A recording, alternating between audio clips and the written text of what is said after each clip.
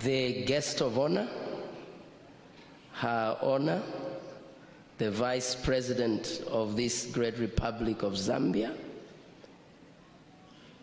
Reverend Mfula Nalmango, and of course, the second gentleman, Bishop and Dr. Maxwell Nalumango. Allow me to submit to the protocols already laid. We are gathered today to celebrate 33 years of the declaration of Zambia as a Christian nation. That's quite some great journey, and we are celebrating under the theme, thanking God for 60 years of freedom and 33 years of the covenant.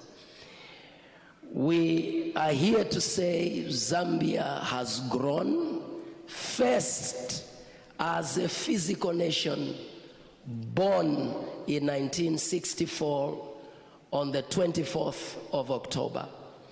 And also we have grown as a spiritual nation born on the 29th of December 1991. 60 as a physical nation denotes divine interventions and divine visitations. We believe at 60, Zambia will be visited by God in such a unique way.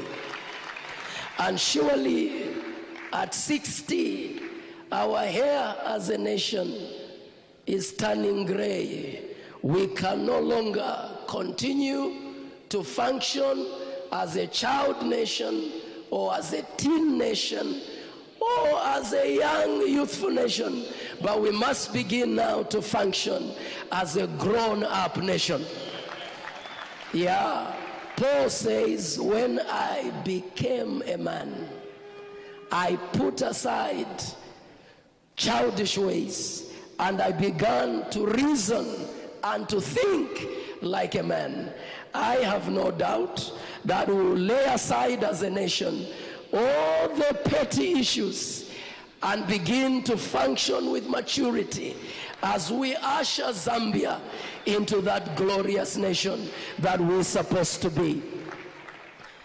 33 years in numerology, the study of numbers and biblical interpretation denotes full maturity and perfection. Meaning, in our walk as a Christian nation, where we have not walked with maturity, we will now assume maturity. Where we have not walked perfectly, we will perfect our walk as a Christian nation, so that we can become that beacon of hope to the continent of Africa and a light to the rest of the world. I believe as nations are shaking in troubled times, they must be able to look at Zambia and see the strength of a nation and be able to find their hope as they ask where our strength is coming from. It's in the covenant that we have with our God. We are not an ordinary nation. We are a nation covenanted unto God, in an agreement with the God who does not fail. I have no doubt Zambia is not a chicken nation.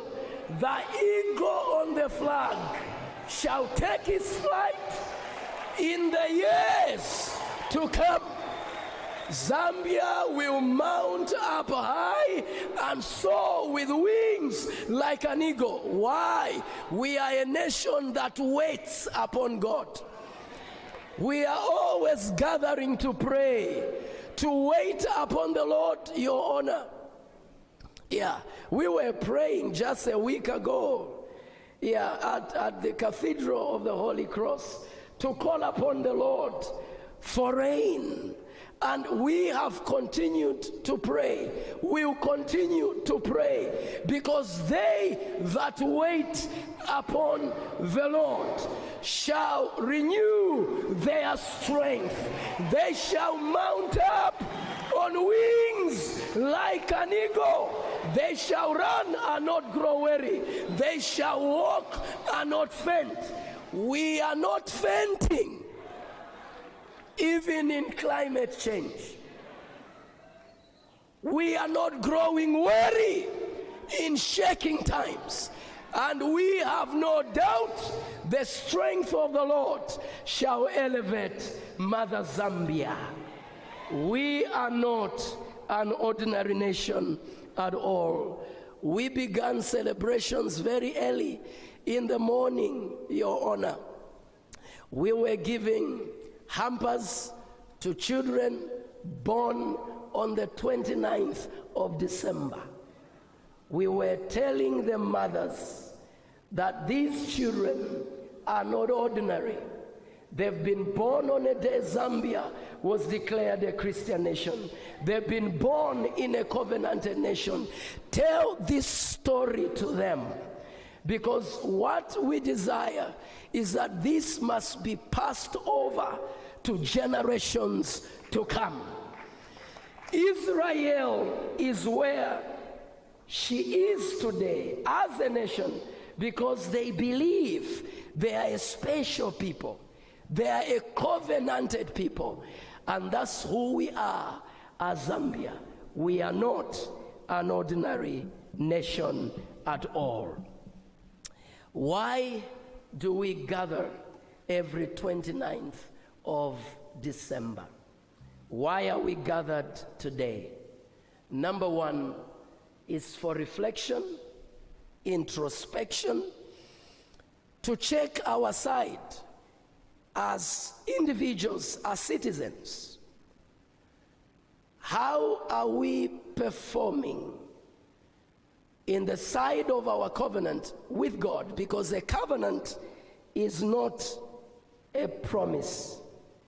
In a promise, the fulfillment of a promise is dependent on the faithfulness of the one who has promised. In a covenant, it's an agreement between more than two parties. In this context, an agreement that Zambia has with God. In this covenant, Zambia has a part to play. So when we gather, we are asking ourselves the question, what have we not done right as a covenanted nation? As individuals, where have we not walked right morally to well represent the Christian nation we profess to be and to live in? We insist on the presence of government so that government will also check itself. Where have we not governed according to the godly principles in a Christian nation? What have we not done right as government? Is in a day such as this one when we ought to reflect. As ecclesiastical leaders, where have we not done right as we shepherd churches and a nation that is a Christian nation? Where have we not spoken where we needed to speak? Where have we not done right in ensuring that we guide our government and our nation in the path that we should go? Every nation has her redemptive purpose. It's the priest that must know the calling of a nation and interpret it to our kings and our leaders in government. So we must check ourselves, as the traditional leaders are also checking. How are they governing their chiefdoms? How aligned are they to the biblical principles that we as a nation submitted this nation to? Secondly, why are we gathered here today is to say thank you for God's faithfulness on his side of the covenant. God has been faithful to Zambia. We must be able to pause and look at the faithfulness of God and be able to say thank you. It is on a day like this one when we should appreciate God for our relationship with government. As a church, church and state has walked and worked hand in hand for so many years in this country. We must pause and say thank you. We must appreciate God for his preservation in different trying times as a nation.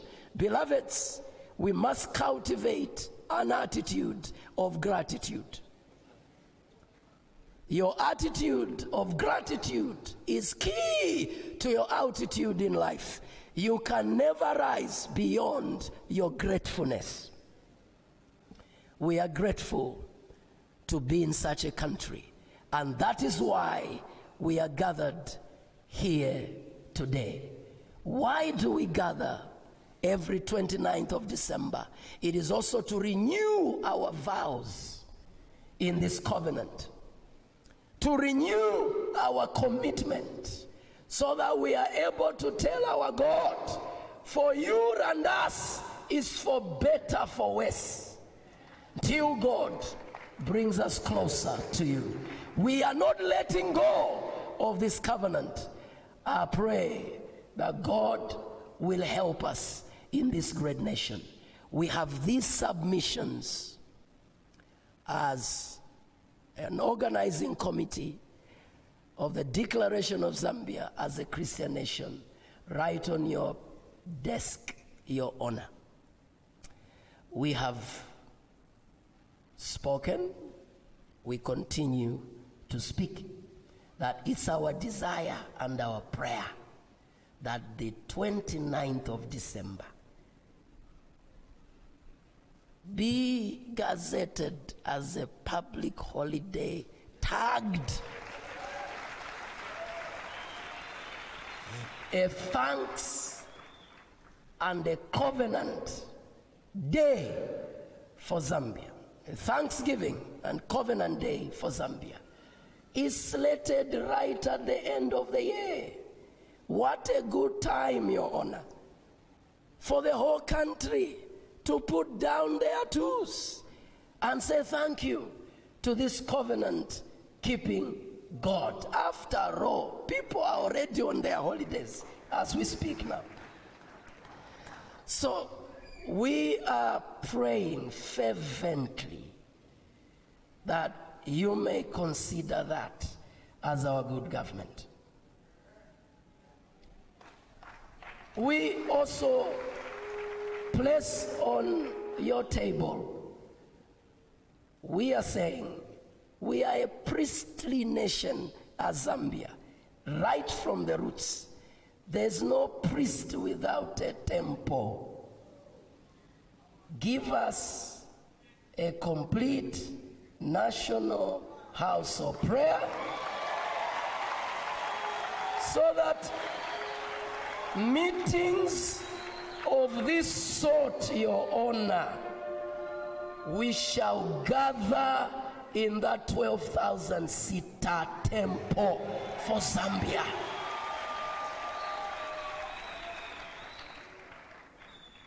So we seek the face of our God. And as church in Zambia, we are ready to stand with you to put in our monies as well to ensure that it is done in Jesus' name. Yeah.